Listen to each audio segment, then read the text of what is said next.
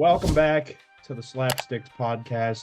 Nick Walk, I don't know if you watched the other one, but Ian added a really cool intro. So I didn't text him and tell him I saw it and that it looks good, but Ian, it looks really good. I actually did because it was like 30 seconds in, right? Yeah. I remember I like it. I put it on my TV as background, and then that came up. And I was like, wait a second, because he didn't tell me either. And I had to rewatch it. I am for this episode wearing the 2022 Winter Classic jersey. We still do not know what the Blues are wearing in this year's Winter Classic, but hopefully by the end of the month they tell us, because we're about a month and a half out from that. So they used to always do it on New Year's Day, but this year it's on New Year's Eve for some reason. Don't know why. Wait, did they play on Tuesday? Did we? Did like the NHL did they play on Tuesday? Oh, fuck yeah. What do you think this is, the NBA? Yeah. You know what, too? I never saw a single advertisement from the NHL that said vote. Oh, I'm not going to comment on that. But we can comment after. But since we last recorded, the Blues went into Philadelphia and then came home against Toronto and Tampa. So we'll talk a little bit about those three games, starting with the 2-1 regulation loss against the Philadelphia Flyers. Nick Walk, I don't know if you saw that game. We started really bad. Finished strong, actually, until Jordan Kyrou turned it over at his own blue line with 2 minutes left for Philly to score the go-ahead goal.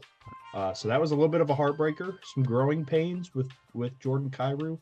He's a good player, but he's got some work to do on the defensive side of it. Skating with your head down at your own blue line when no one's behind you, recipe for disaster. So Jordan Kyrou, you fumbled the bag on that one, but that's okay. So yeah, that was a tough game. Again, we played well in the second half. Just a bad first 30 minutes and a bad final 2 minutes. So had a good 28 minutes there in the middle, but Binnington looked really good that game. Obviously, he only gives up the 2 goals. I think he made 34 saves. But yeah, honestly, not a bad game all around. Just tough ending for the Blues. We then came home and beat the Toronto Maple Leafs 4-2. The Blues look good at home right now. We started slow out of the gate in that game. We were down 1-0. Took us a while to tie it. But yeah, it was go. That's when number 10, Shen, right? Yep. He beat the fuck out of Jake McCabe. Yeah, they were planning on fighting, but the other guy, I guess, forgot he was going to fight because he got dropped in 10 seconds. He was already on the ground. Yep. Shen does that too. I love that. He's been known throughout his career. He's obviously not as much of a skill guy as he used to be as he gets into his early 30s, but yeah, he knows when he needs to beat some ass. But I think Shen knew if he didn't get some shots in quick, the fight could have gone the other way. So he did well. He did, especially picking a fight against the Leafs, making sure Reeves is not out there is smart, because the former Blue would beat Shen's ass. Dude, what are you saying? Is Reeves on that team? I don't know if he played that night, to be honest. He might have been a healthy scratch, but he's on that team. He's actually doing pretty well. Dude's had a hell of a career. It's not easy to make a long career as a tough guy in the NHL. Usually that lasts 5 or 6 years. He's going on year 15. That was a physical game too, from what I remember. A lot of hits. It's because they just played him a week ago. Could have been that. I think the Leafs also I forgot to mention that was Craig Berube's return to St. Louis. So he got a nice ovation. Only Stanley Cup winning coach in Blues history. So he got a nice ovation from the crowd. I almost feel like we know how Berube teams play. He wants you to be more physical no matter how skilled you are. So I think especially going into his old stomping grounds, I think he probably sent that message of we need to be physical. And we've seen that especially with Matthews this year. He's obviously a skill guy and a very talented goal scorer, but he's got the size to dominate from a physical level, and he's started to do that this year. So I think that's all thanks to Coach Berube. Colton Parayko had 2 goals in that game. It was a great night for him. I don't know if I've ever seen him have a multi-goal game, but two bombs of slap shots from the point, which is, we all know he's capable of that. He shoots the puck consistently at about 102 miles an hour. He just needs to hit the net when he does it. And you can see here when he does hit the net, it works. So that was a good game. Moving on to the next game was Tuesday night against the Tampa Bay Lightning. The Blues won 3-2 in a game where we almost saw Dylan Holloway. Thank God he's okay, but almost saw a very scary, unfavorable situation play out. I think he will play tonight against Utah, but took a puck to the neck, they said it hit his vagus nerve and basically shuts off communication to your brain. So he blacked out on the bench, which was scary, but they said he's fine and he should play tonight. Me and Nick were just joking before this about how LeBron would be out for a few months, but nope, Dylan Holloway apparently going to play tonight. Also, too, obviously we're glad he's okay, but aside from that, from the more business side of it, the last thing the Blues need is another injury to a player in their top six. We are missing a lot of guys right now, so Holloway might have been the nail in the coffin if we had lost him. But Blues look good right now. Before we film the next episode, they will play tonight at home against the Utah Hockey Club, Saturday against the Graybeard Ovechkin-led Washington Capitals. Ovechkin now at 7 or 8 goals in 12 games, so he's not letting his age show at all.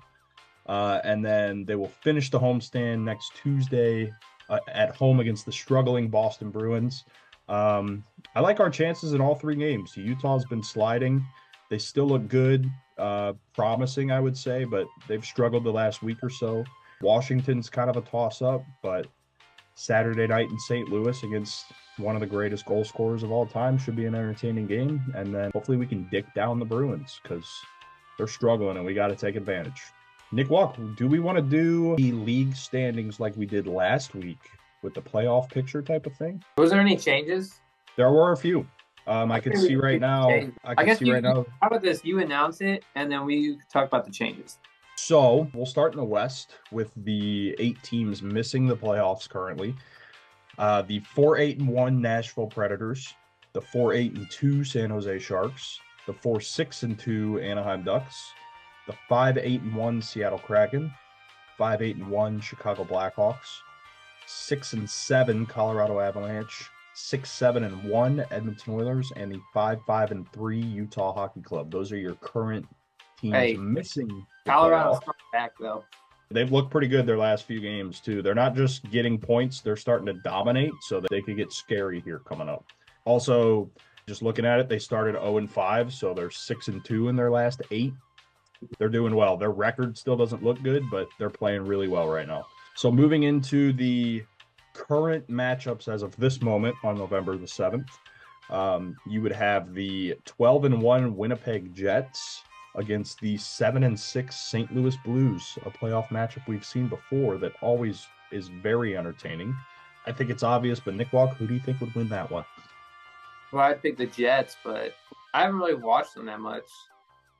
There's not much to watch, honestly. They're entertaining, they're playing well, but you get the full story from looking at their record. They're 12-1. They've played some hard opponents too. Well, let me ask you, so there's NBA teams and NFL teams where they're like regular season teams. Is this a playoff team or a regular season team? I think it's a playoff team. All right. Because in recent history, the Jets have not been further than the conference final, but in recent history, they usually limp into the playoffs and then they surprise when they get there. So I think this is a playoff team that has just taken that playoff mentality into the regular seasons. So do you think they can beat like the Stars in a playoff series? I think right now, if it was the second round, Jets versus Stars, I'd take the Jets in probably 6. I think they would dominate them. So Jets and Blues would be that matchup. Your next matchup would be the Minnesota Wild and the Dallas Stars, which was still the matchup last week. Again, we've already talked about that. would be a great series. Then we would have the Vegas Golden Knights and the Calgary Flames, which I believe was also the matchup last week. And then another matchup that remains the same from last week would be the Kings and Canucks, which would be a great series. Moving to the East, we'll start with the 8 that are currently not in a playoff spot. You have the 4-8-1 Philadelphia Flyers, the 4-7-2 Montreal Canadiens, the 5-7-1 Buffalo Sabres, the 5-7-2 Pittsburgh Penguins, the 5-6-2 New York Islanders, the 5-5-2 Columbus Blue Jackets, the 6-6 Ottawa Senators, who have actually been playing very well recently, so I wouldn't be surprised if they're in a playoff spot next week, and the 6-7-1 Boston Bruins. So those are your 8 currently not in a playoff spot in the Eastern Conference. Getting into the teams that are, our first matchup would be the Florida Panthers and the Detroit Red Wings. I think that would be a fantastic series. Yeah. Got some potential high-scoring offense on both sides. The better goalies, obviously, in Florida, but Detroit's gotten a really good goaltending so far this year from Talbot and Lyon, so I think that'd be a good series. Our next matchup in the Atlantic would be the Toronto Maple Leafs and the Tampa Bay Lightning. That remains the same from last week. We know what happens. Tampa in 7. That's just how it works. Moving to the Metro, I believe a couple changes. You would have the Carolina Hurricanes versus the New York Rangers. And I'll start off by saying everyone in the Metro is playing extremely well right now because they haven't had to play each other much. The Rangers in a first wild card spot at 8-2-1 is absolutely insane. They should be in first. Yeah, bad for Carolina. Yeah, I would pick the Rangers in that series, but that should be a fun one that would probably go 7. The other matchup would be the Washington Capitals versus the New Jersey Devils. Another toss-up for me. I think the Devils are the better team all around, but their record says otherwise compared to Washington, so it could be a fun one, though. Yeah, so that's all for this week, folks. That was probably 15 minutes, right? Maybe 10 before I hit record, but I had to get the green screen ready, man. We're good. I like green screen that you chose, just the tan wall background. I think that's a safe. Well, it's absolutely pointless until you get yours. Oh, you have a chair behind you too that blends with the. You know what? You're a green screen master, Nick Walk. Look at like the outline of the hair. There's blends perfectly. I remember telling Ian, not last week. Well, I guess last week on Halloween. Now we should have said we'd flip as green, but not even in the studio, but sat behind the camera. Oh, that would have been great. We wore green. You wear those fucking morph suits. Well, I said we could just tell them we just sit behind. Yeah, that'd be great. All right, people, that's it for this week. Join us next week, all 7 of you, for Slapsticks. I guess it's episode 9 or 10. I don't know. That's for Ian to keep track of. I don't even think that's close. Why? No, well, I don't know. I don't check the Dropbox. I just forget to slide the video to the left. So, to be fair, he didn't use one of them, so. Yeah, that's true. A tough one. All right, people. Have a good week. Okay.